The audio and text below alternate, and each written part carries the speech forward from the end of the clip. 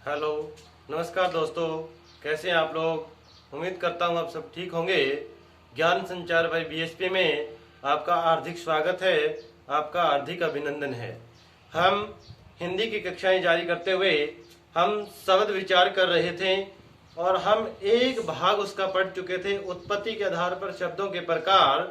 आज हम दूसरा प्रकार पढ़ेंगे, रूढ़ यानी कि रचना के आधार पर शब्दों के प्रकार।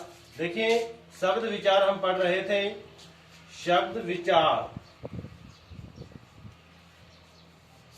हम पढ़ रहे थे और उसमें एक भाग हम पढ़ चुके हैं, उत्पत्ति के आधार पर।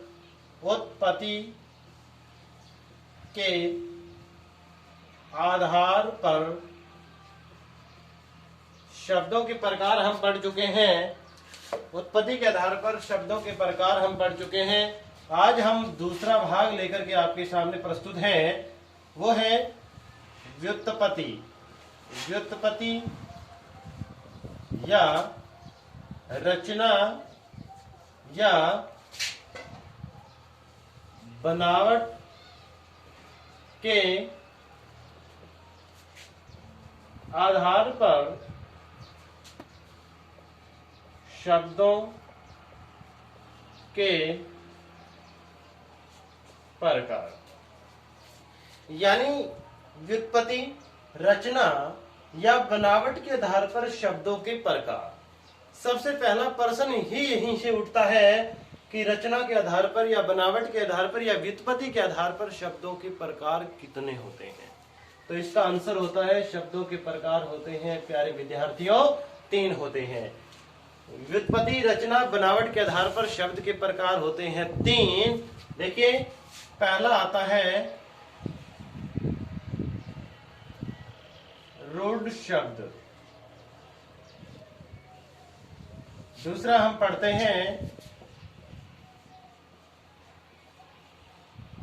यौगिक शब्द और तीसरा हम पढ़ते हैं योग रूढ़ शब्द। देखिए, व्युत्पत्ति, रचना, बनावट के आधार पर शब्दों के प्रकार कितने होते हैं? तो 3 होते हैं। दूसरा प्रश्न उठता है, कौन कौन से होते हैं? तो देखिए, रूढ़ शब्द, यौगिक शब्द, योग रूढ़ शब्द, ये 3 प्रकार के शब्द होते हैं व्युत्पत्ति के आधार पर। अब हम इसका एक एक का विस्तार पूर्वक अध्ययन करेंगे। देखिए, पहला है रूढ़ शब्द।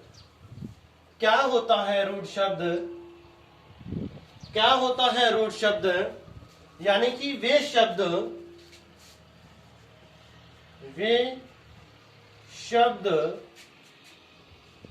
जिनके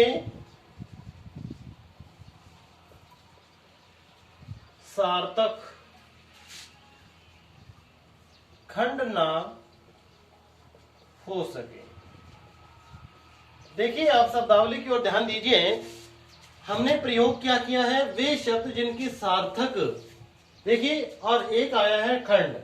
इन 2 शब्दों के अंदर इस शब्द की परिभाषा आपके सामने प्रस्तुत होगी। सार्थक यानी कि जिसका कोई ना कोई अर्थ हो, खंड यानी कि टुकड़े, यानी कि ऐसे शब्द जिनको तोड़ने पर, जिनके टुकड़े करने पर, जिनके खंड करने पर, जिनका सार्थक यानी कि जिनका अर्थ ना निकले, वो शब्द होते हैं रूढ़ शब्द। रूढ़ शब्द क्या होते हैं? दोबारा सुनिए।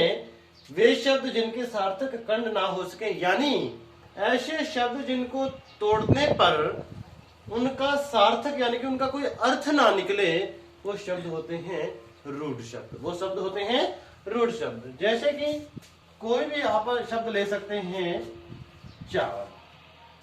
देखिए, इसको हम तोड़ते हैं तो चा पलवल कर सकते हैं या चाव प्लस ले कर सकते हैं। तो जब हम इनके टुकड़े करते हैं तो इनका कोई भी अर्थ नहीं निकलता।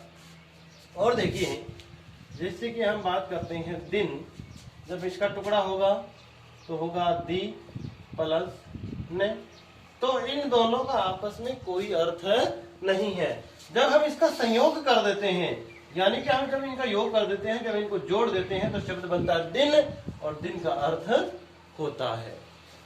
यानी कि दोबारा सुनिए, वे शब्द जिनको तोड़ने पर टुकड़े करने पर कोई अर्थ ना निकले, वो शब्द होते हैं रूढ़ शब्द। दूसरा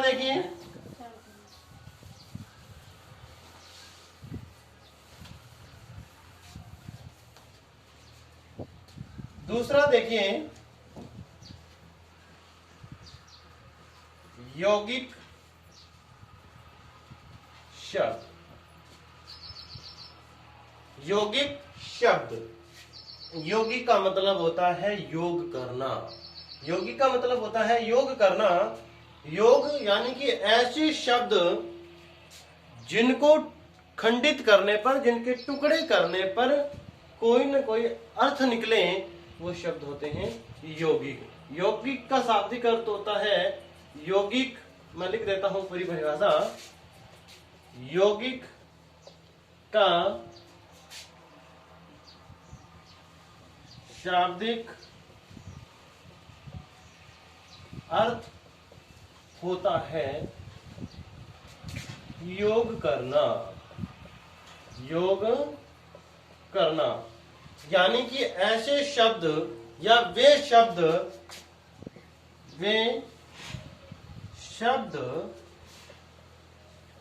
जिनके खंड करने पर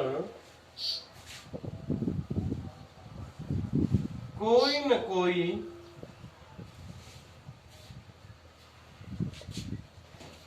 अर्थ निकले, अर्थात वे शब्द जिनके सार्थक खंड हो सके उन्हें यौगिक शब्द कहते हैं। देखिए, इतनी बड़ी परिभाषा आपके सामने लिखी है, लेकिन इसका संक्षिप्त वर्णन है यही। संक्षिप्त मतलब यही है कि जिनके खंड करने पर कोई न कोई अर्थ निकले, यानी कि जिनका सार्थक खंड हो, वो शब्द कहलाते हैं यौगिक। यानी कि ये शब्द दो शब्दों से मिलकर के बनेंगे, और जब हम उनको अलग अलग करेंगे तो दोनों के कोई न कोई अर्थ निकलेंगे। देखिए, मैं आपके सामने उदाहरण प्रस्तुत कर रहा हूं। जैसे हम बात करते हैं विद्यालय। देखिए, ये अलग अलग है, यानी जब इसको अलग अलग करेंगे तो ये हो जाएगा विद्या का आलय। विद्या का आलय। जब इसको हम अलग करेंगे विद्यालय, विद्या का आलय। इसी प्रकार हम बात करते हैं राजपत्र, यानी कि राजा का पत्र। अलग अलग दोनों का कोई न कोई अर्थ है। पत्र पत्री होता है, राज राजा का। इसी प्रकार विद्या यानी कि पढ़ाई करने का, आलय यानी कि घर। उसी प्रकार राजपुत्र हो सकता है, यानी कि राजा का पुत्र। राजा का पुत्र, ये होते हैं सारे के सारे यौगिक शब्द। तीसरा पार्ट हम करेंगे। तीसरा भाग है हमारे पास, यानी कि थर्ड पार्ट है हमारे पास, योग रूढ़। देखिए प्यारे विद्यार्थियों, जो पहले हम दो पढ़ चुके हैं उन्हीं का ये मतलब है। यानी कि एक पढ़े हमने रूढ़ शब्द, दूसरा पढ़ा हमने यौगिक शब्द। यानी कि जब हम दोनों को मिला दें तो वो शब्द होता है योग रूढ़। यानी कि जब हम दोनों को मिला दें तो वो शब्द होता है योग रूढ़। यानी ऐसा वे शब्द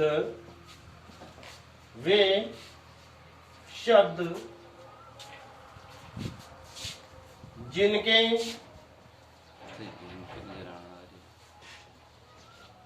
सार्थक खंड तो हो सकते हैं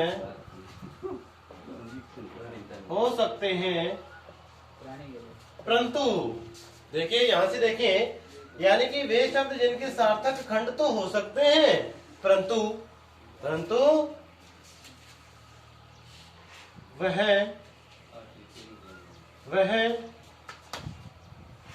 शब्द रूढ़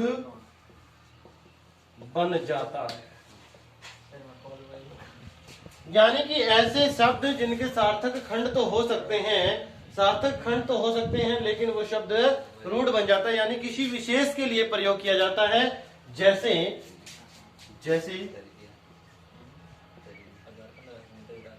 पीतांबर, देखिए टुकड़े अलग अलग होंगे। पित्त प्लस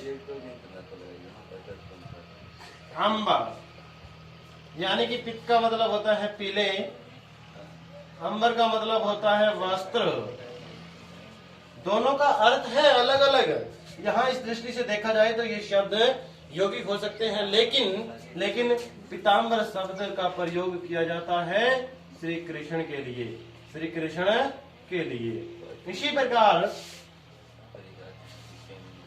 लंबोदर, यानी कि लंबा प्लस उद्र, यानी कि लंबा और उद्र, ये शब्दों का दोनों का अलग अलग अर्थ है, लेकिन हम लंबोदर किसके लिए प्रयोग करते हैं? हम करते हैं श्री गणेश के लिए। यानी ऐसे शब्द जिनके सार्थक खंड तो हो सकते हैं लेकिन ये एक विशेष अर्थ में रूढ़ हो जाते हैं, ऐसे शब्दों को हम कहते हैं योग रूढ़। और जितने भी बहुव्रीहि समास के उदाहरण हैं, बहुव्रीहि समास के सारे उदाहरण योग रूढ़ शब्द है। ठीक है, इस वीडियो के लिए इतना ही। आपका बहुत बहुत धन्यवाद। यदि ये वीडियो आपको अच्छे लगे तो इस वीडियो को लाइक कर देना, शेयर कर देना। ज्ञान संचार बाय बीएसपी को आप सब्सक्राइब कर लें। आपका बहुत बहुत धन्यवाद।